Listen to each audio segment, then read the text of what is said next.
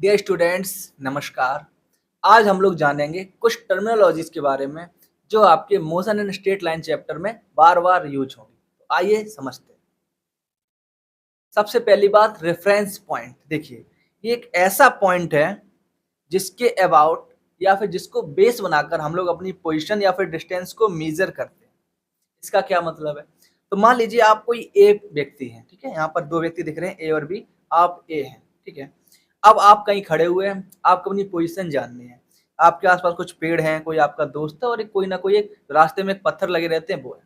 Now आपके पास options है। मान लीजिए यदि आपने रेफरेंस पॉइंट किसी पेड़ को माना तो आपकी डिस्टेंस यहाँ पे दिख रही है 20 मीटर। किसी पत्थर को माना तो आपकी उसकी पोजीशन दिख रही है 15 मीटर।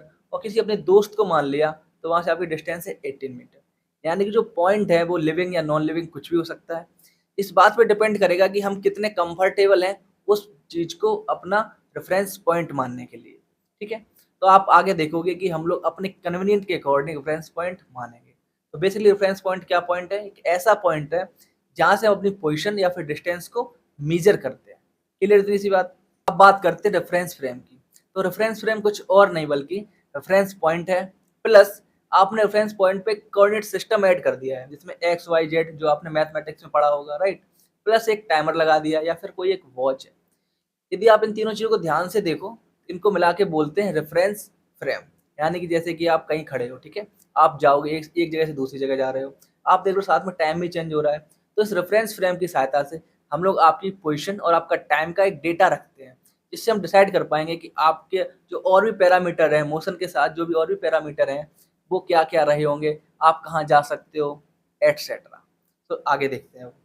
अब बात करते हैं पॉइंट ऑब्जेक्ट की। तो क्या कोई ऑब्जेक्ट पॉइंट साइज की होगी? जनरली नहीं। तो क्या करेंगे? ये अप्रोक्सीमेशन है। मान लीजिए आपका कोई कार है, ठीक है। आप यहाँ से चले गए बहुत दूर, 200 किलोमीटर चले गए। यदि आप देखो आपकी कार का साइज क्या है, 2 मीटर 4 मीटर ना। और वहीं आपकी जो डिस्टेंस ट्रेवल किया आपने 100 किलोमीटर, बहुत बड़ा डिस्टेंस है ना। और आप इन दोनों को कंपेयर करें तो इसके रिस्पेक्ट में जो आपकी कार का साइज है वो बहुत बहुत छोटा है। तो जब ऐसी कंडीशन होगी, जो हमारा ऑब्जेक्ट है वो डिस्टेंस अंडर कंसिडरेशन से बहुत छोटा हो, उसको बोलते हैं पॉइंट ऑब्जेक्ट, ठीक है। यहाँ पर ध्यान देने वाली बात ये है कि ऑब्जेक्ट खुद में पॉइंट होना जरूरी नहीं है। जरूरी बात ये है कि हम जिस डिस्टेंस को कंसिडर कर रहे हैं उसके रिस्पेक्ट में बहुत छोटा होना चाहिए, राइट। नाउ एक एग्जांपल से देखते हैं।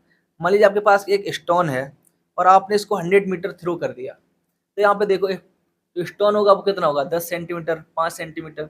डिस्टेंस आपने ट्रेवल करा दी उससे 100 मीटर, काफी बड़ी उसके रिस्पेक्ट में। तो इसको बोल सकते हैं पॉइंट ऑब्जेक्ट।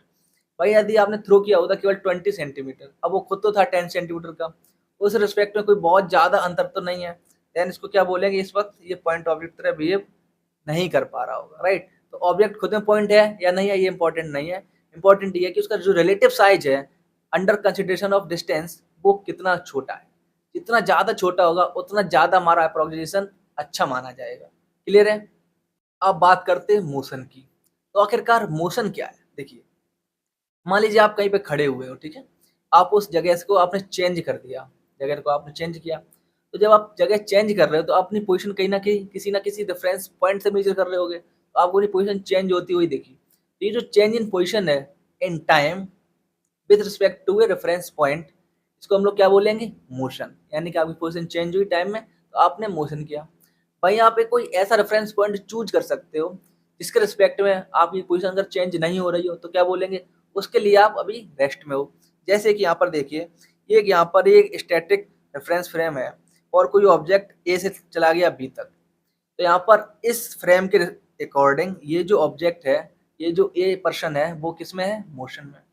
भाई मान लीजिए आपके साथ आपका कोई दोस्त भी जा रहा था, आप एक दूसरे का हाथ पकड़े हुए और आप मूव करते हुए चले जा रहे हो।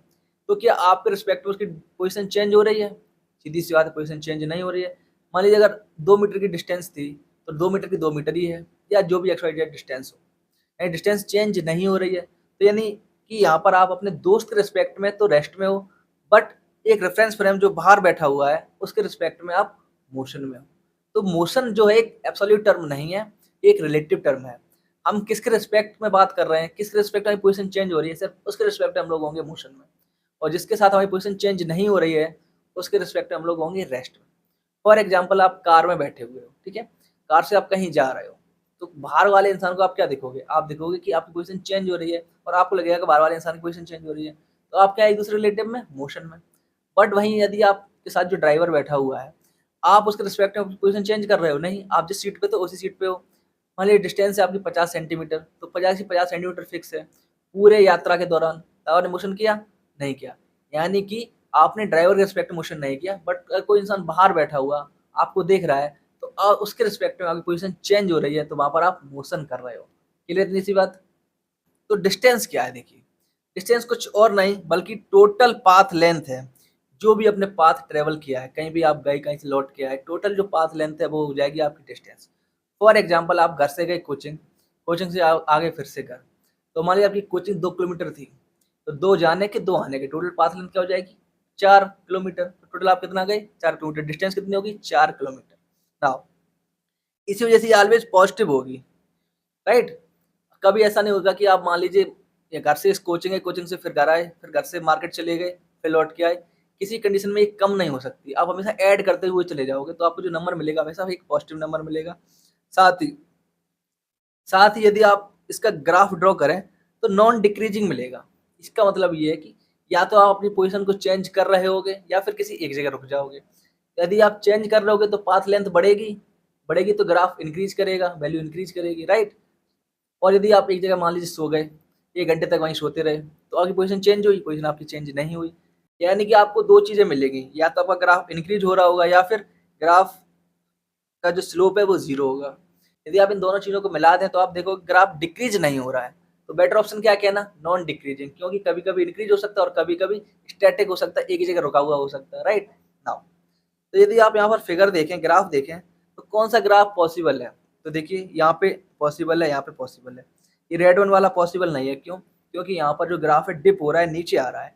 डिप होने का मतलब कि डिस्टेंस हमारी कम हो रही है टाइम के साथ, जो कि पॉसिबल नहीं है। या तो बढ़ेगी या रुक जाएगी, राइट? ओके।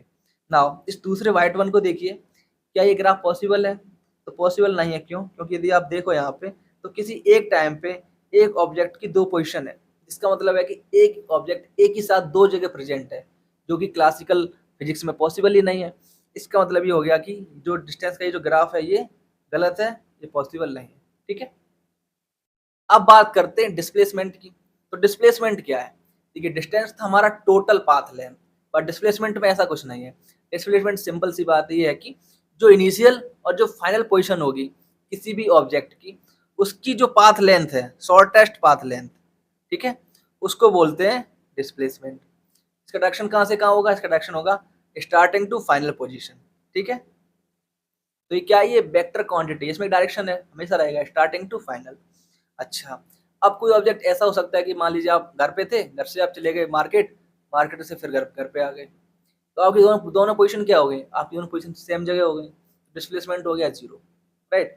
अब मान लीजिए आपने किसी इस डायरेक्शन, मान लीजिए आपने पॉजिटिव माना, इसको माना नेगेटिव, और आप यहाँ से स्टार्ट होके यहाँ गए, लौट के आके फिर यहाँ चले गए। आप यहाँ पर आपने अपनी जर्नी एंड की। इस कंडीशन में क्या हो जाएगा देखो, आप नेगेटिव डायरेक्शन में गए हो, तो आपका डिस्प्लेसमेंट हो जाएगा नेगेटिव, राइट? तो यानी कि डिस्प्लेसमेंट की वैल्यू पॉजिटिव, 0, नेगेटिव तीनों ही हो सकती है। नाउ यहाँ पर आप देखिए, चूंकि तीनों ही वैल्यू पॉसिबल है, तो डिस्प्लेसमेंट कभी कम ज़्यादा हो सकता है, राइट? सो ग्राफ आपको डिक्रीजिंग भी मिलेगा, इंक्रीजिंग भी मिलेगा, कांस्टेंट भी मिलेगा। नाउ यदि आप यहाँ पर जो 4 फिगर दिए हुए हैं, यहाँ पर डिस्प्लेसमेंट समझना चाहें तो क्या हो सकता है? देखिए इस नंबर 1 फिगर में देखिए इनिशियल पॉइंट ये है और ये रहा आपका फाइनल पॉइंट। तो डिस्प्लेसमेंट क्या होगा? इस इनिशियल से इस फाइनल पॉइंट की तरफ, ये आपका बन गया वेक्टर।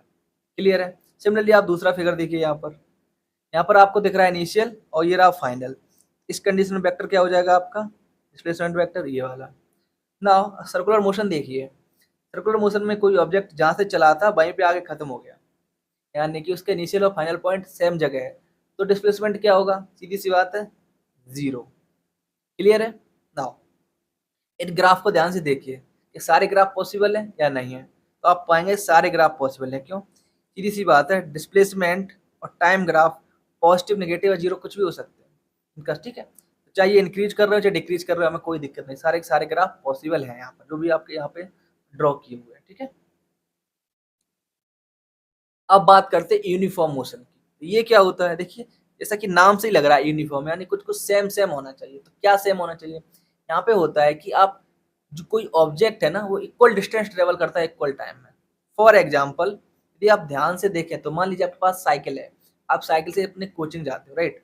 नाउ क्या होगा कि यदि आप 1 मिनट में 200 मीटर जाएं, फिर अगले 1 मिनट में फिर से 200 मीटर जाएं, फिर अगले 1 मिनट में फिर से 200 मीटर जाएं, यानी कि आपका जो टाइम और डिस्टेंस जो है हर बार सेम हो रही है, इसको क्या बोलेंगे, यूनिफॉर्म मोशन। ठीक है। नाउ अब नॉन यूनिफॉर्म क्या है, नॉन यूनिफॉर्म यानी कि इसमें से कोई भी एक चीज डिस्टर्ब हो जाए।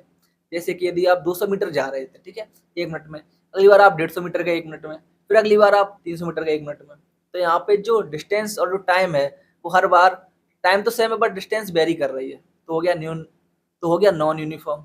सिमिलरली इसका उल्टा भी हो सकता है।